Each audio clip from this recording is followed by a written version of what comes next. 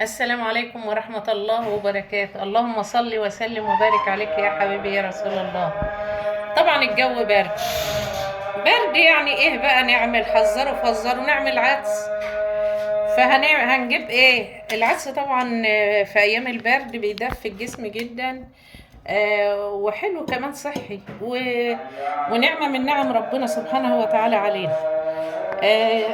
غسلنا العدس، دقناه وغسلناه وهنحطه كده في حله. وطبعا انا جهزت كل حاجه هنا، بطاطس وجزر وبصل، وهنحط برضو كده عليه وكام فص توم واربع طماطمات متقطعين كده، ونروح بقى نحط عليهم ايه؟ ميه وعلى النار. وكده طبعا بعد ما سلقنا العدس والمكونات اللي فيه فهنضربه في الخلاط.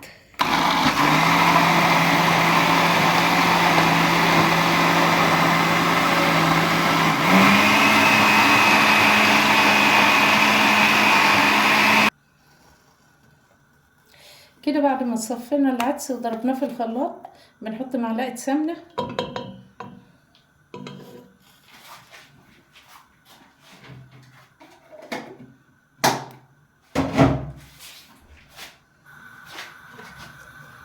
بصلايه بشرناها وهنحطها،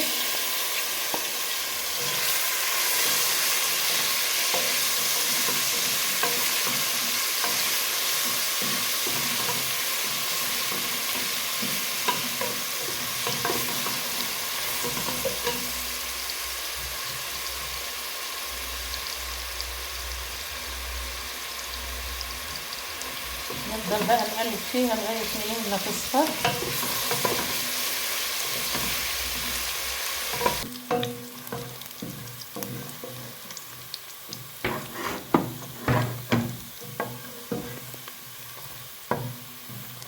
بعد ما البصل احمرت هنحط عليها العدس.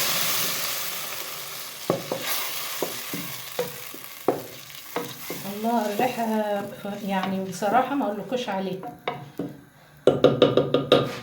هسيبه بقى يديها غلوه كده وهقول لكم هعمل ايه تاني. وحطينا كمان فصين توم وهنطشهم على العدس مع شويه كزبره ناشفه، هنحطهم نحمرهم معاها كده.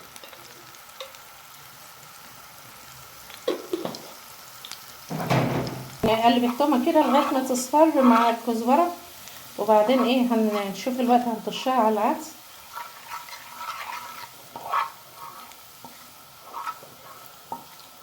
كده كويس قوي اللون ده. وان شاء الله شويه عدس بألف هنا وشفا للي يعمله. والسلام عليكم ورحمه الله وبركاته، في فيديو تاني ان شاء الله.